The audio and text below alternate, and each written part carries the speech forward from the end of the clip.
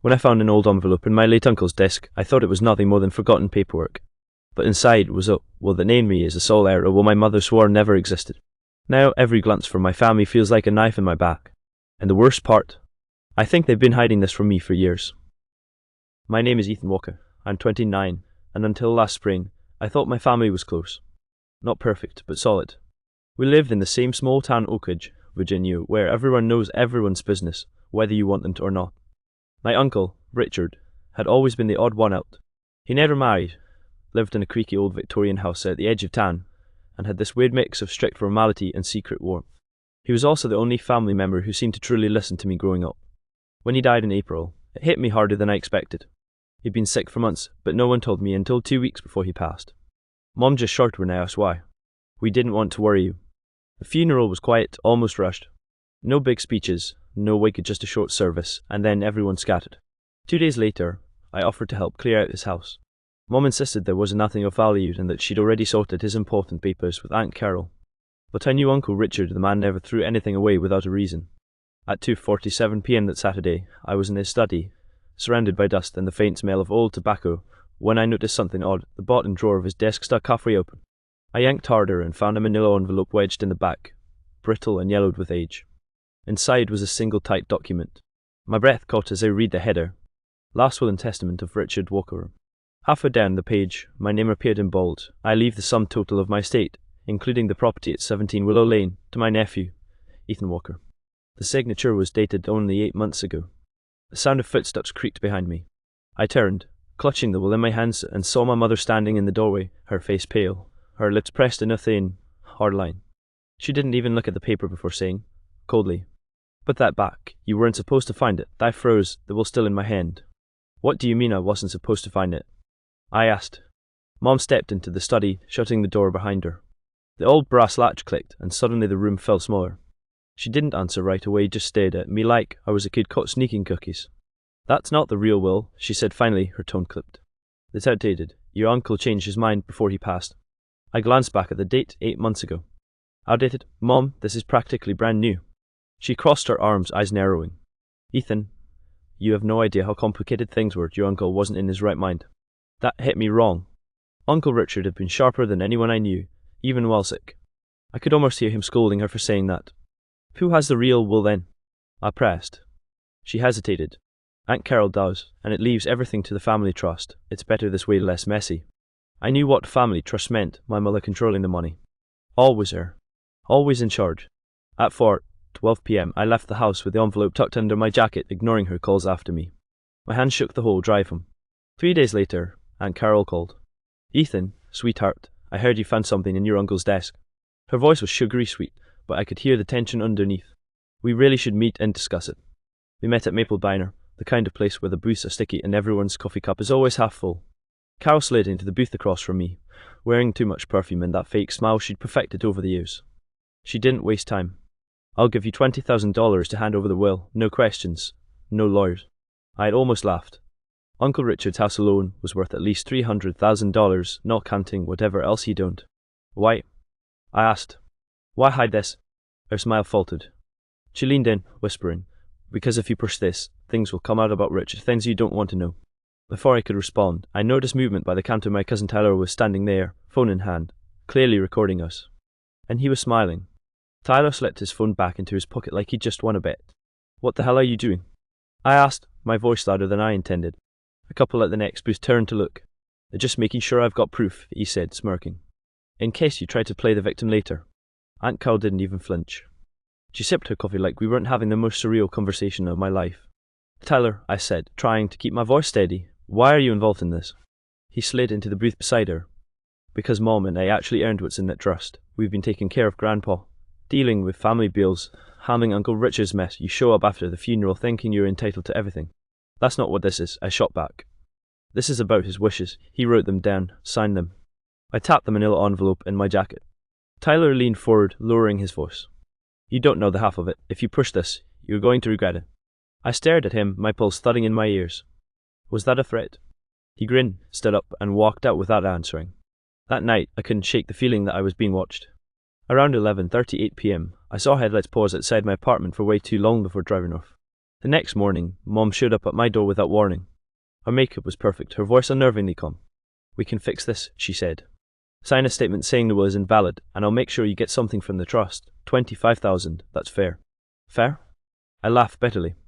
"Richard wanted me to have everything. You're offering me scraps." Her tone sharpened. "You're not thinking about the bigger picture. There are reasons he changed his mind about certain arrangements. Reasons that could ruin how you remember him." Something about the way she said ruin made my stomach turn. "What reasons?" I asked. She hesitated, her eyes scanning my face like she was weighing whether to tell me the truth. Then she said quietly, almost reluctantly, "Ethan, Richard wasn't your uncle." She let the words hang there, watching the shock ripple across my face. "Do you want me to continue with part 4 where the big twist unravels and we find out what she really meant by that? This will be the first major shock in the story." For a moment, I thought I misheard her. "What do you mean he wasn't my uncle?" Mom looked past me as if she couldn't stand to meet my eyes. "He was your father, Ethan." The air felt heavier. My ears rang. "That's not possible. My dad." "The man you call Dad," she interrupted, "loved you and raised you, but biologically, no. Richard is your father." I staggered back, gripping the edge of the kitchen counter. My mind scrambled through decades of memories. Richard showing up at every one of my school plays, the birthday gifts that always felt more thoughtful than anything from my parents, the way Mom's voice would tighten whenever his name came up in arguments. "How long have you known?" My voice cracked. "Since before you were born." She exhaled sharply, as if she were the victim in all this. "It was a mistake, one I've tried to protect you from." I stared at her, my chest tightening. "Protect me? You've been lying to me my entire life." She bristled. "Do you think it's easy to live with what happened? Richard didn't want you to know. He thought it would complicate things, so we agreed." I cut her off. "We? Aunt Carol knows." Mom's silence was my answer. By 6:45 p.m. that night, I was parked outside Aunt Carol's house, my hands gripping the steering wheel so hard my knuckles ached. When she opened the door, she didn't look surprised to see me. She invited me in with the same fake smile, but her eyes were sharper than before. "So," she said, pouring herself a drink, "your mother told you. You both kept this from me for 29 years, and now you're trying to take the only thing my real father left me." Carol swirled her whiskey. "Richard wanted to leave you something, yes, but he also wanted to make sure you didn't destroy the family over it. The trust keeps things balanced." "Balance?" I spat. "You're stealing from me." She sighed, almost bored. "You think you're the first person in this family to get cut out of what they were promised. The Walkers take care of their own, and that doesn't always mean telling the truth." Then she set her glass down and leaned in. "Ethan, if you push this, the things that will come out about Richard will make you wish you'd taken the money and kept quiet." I swallowed hard. "What things?" She smirked. "Ask yourself why he never married, why he kept certain company, and why he left some people very angry." My phone buzzed in my pocket. "A known number." I answered. A deep voice said, "If you care about your life, stop digging." The line went dead. I stood in Aunt Carol's living room, the phone still in my hand, my pulse pounding in my ears. "Who was that?" I demanded. Carol's expression didn't flicker. "Someone who cares about keeping family matters private." I didn't answer. I just turned and walked out, slamming the door hard enough to rattle the glass. That night, I barely slept. Every sound outside made me sit up, heart racing. At 2:17 a.m., I finally gave up on rest and started digging through a box of papers I'd taken from Richard's study before Mom found me there. Most of it was boring old tax returns, bank statements, utility bills.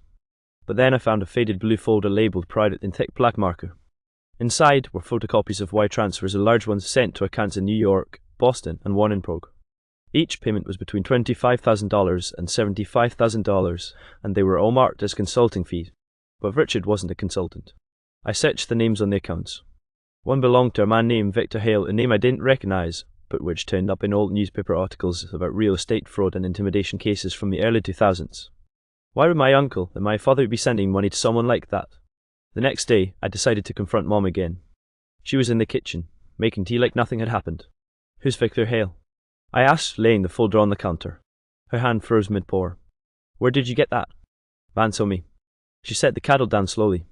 "Victor was an associate of Richard's. They worked on some land deals together." "Land deals?" I said. "Or were they laundering money?" Her eyes flashed. "Stop this, Ethan. You're going to dig yourself into something you can't get out of." I took a step closer. "You're scared. Why?" She opened her mouth to reply, but the sound of glass shattering from the front room cut her off. We both ran in. A brick lay on the floor, surrounded by shards. A note was tattooed in thick black marker. "Drop the warrior next." I stared at the note, my hands trembling. Mom picked it up carefully, as if it might explode. "This is exactly what I was afraid of," she said. "You're pulling at threads you don't understand." I snatched it from her. You think this scares me into walking away? No. It just proves someone is terrified of the truth coming out. She rubbed her temples. Ethan, listen to me. Richard's estate isn't clean. If you fight for it, you'll inherit everything, including his enemies. That didn't land the way she thought, because now I wanted to know exactly what Richard had been into. At 10:40 a.m. the next morning, I drove to Willow Lane, Richard's old house. The place still smelled like him cedar wood, coffee, and a hint of pipe tobacco. In the attic, under a top, I found an old metal filing cabinet. The bottom drawer was locked, but a screwdriver from his workbench popped it open.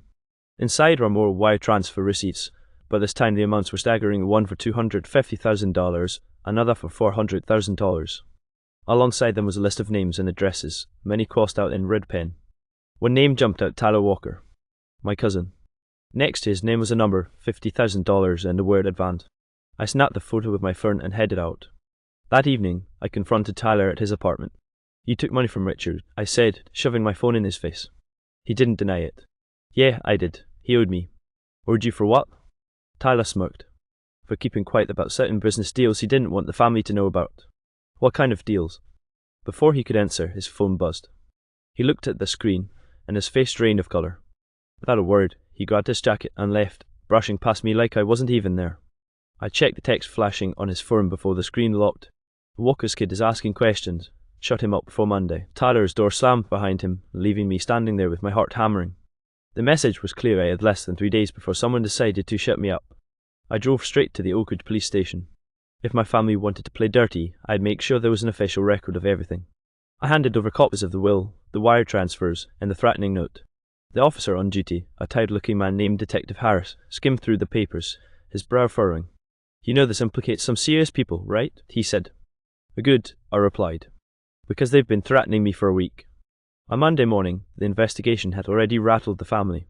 Aunt Carol called me in a fury.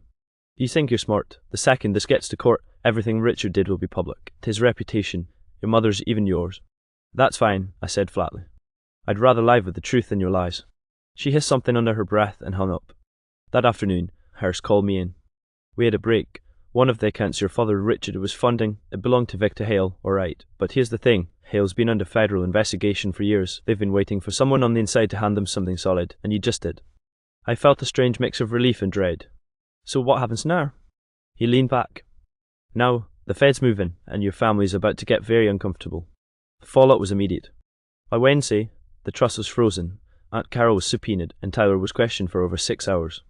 My mother refused to speak to me, but I heard from a neighbour that she'd been seen leaving town in the middle of the night with 2 suitcases. When the dust settled, the court validated the will. Willow Lane, the assets, and the remaining funds, the nearly $1.02 million, were officially mine. But it didn't feel like a victory. The house sat empty for weeks before I finally went back. I walked through the creaking halls, stopping in Richard's study. On his desk, I set down the manila envelope now in a clean frame and whispered, I know who you are, all of it, and I'm still your son. But as I turned to leave, my phone buzzed. An unknown number. The message read, Enjoy your win, you still don't know the whole story.